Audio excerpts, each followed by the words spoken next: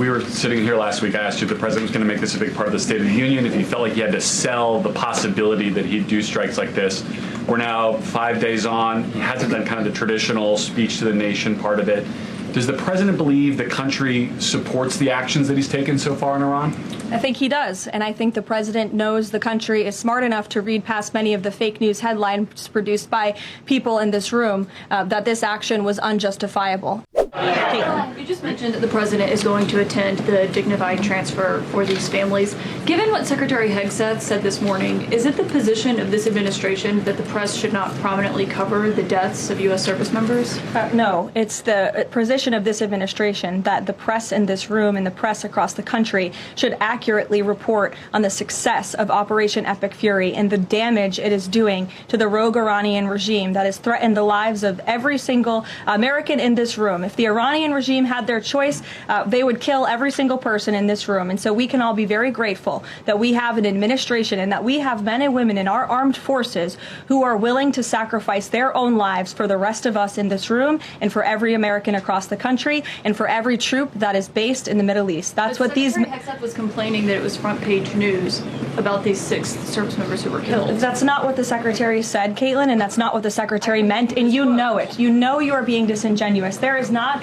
We've never had a Secretary of Defense who cares more. Drones get through or tragic things happen. It's front page news. I get it. The press only wants to make the president look bad. Yeah, as you know, we cover the deaths of U.S. service members under every president. The press does only want to make the president look bad. That's a fact. Especially you. No, listen to me. Especially you and especially CNN.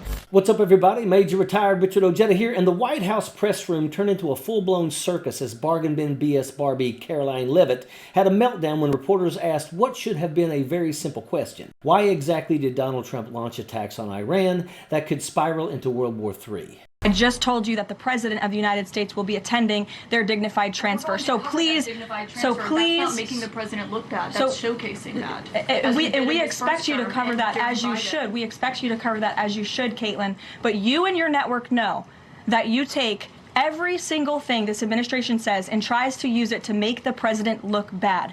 That is an objectable fact. I don't think covering troop deaths is trying to make the if you're trying look bad. If you're trying to argue right now that CNN's overwhelming coverage is not negative of President Donald Trump, I think the American people would tend to agree. But instead of a clear answer, the queen of vagueness and spin lashed out at reporters, accusing the media of trying to make Donald Trump look bad simply for reporting the facts, including the deaths of American service members overseas. It really is the height of solipsism and narcissism to think that our coverage of fallen warriors has anything to do with how we cover a president. I'm just utterly shocked that Hegseth and now Karoline Leavitt are saying it.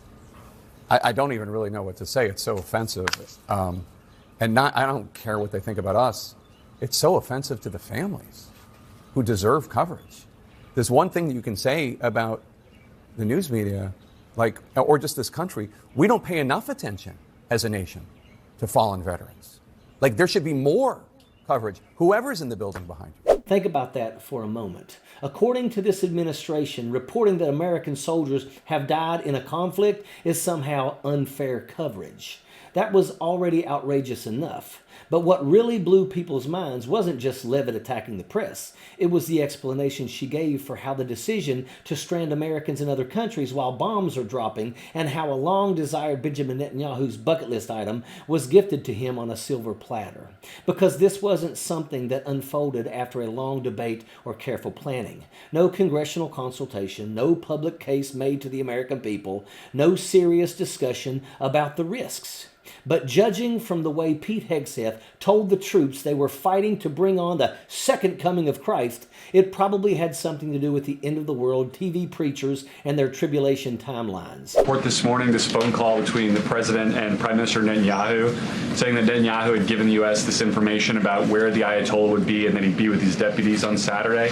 How important was that information in the president making the decision to strike where and when he did?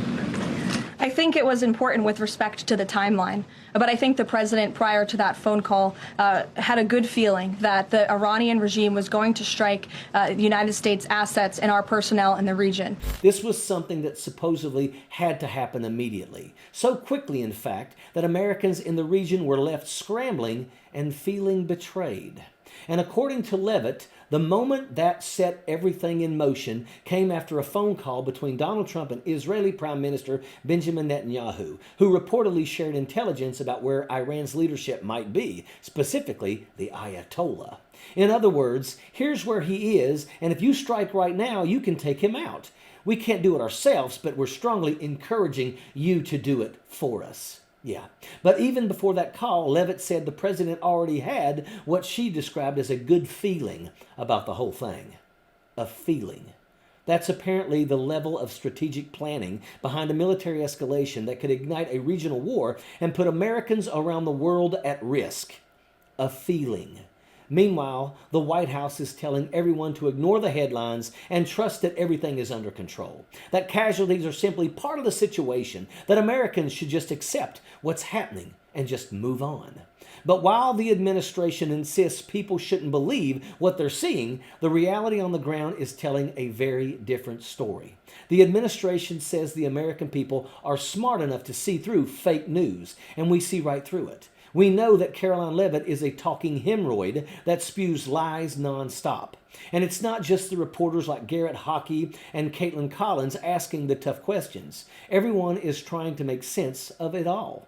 We're supposed to believe this is a divine strategy, God's plan leading us into Armageddon. And to do what exactly? Usher in the golden age of prosperity when everything around us is in rubble? It's absolute insanity.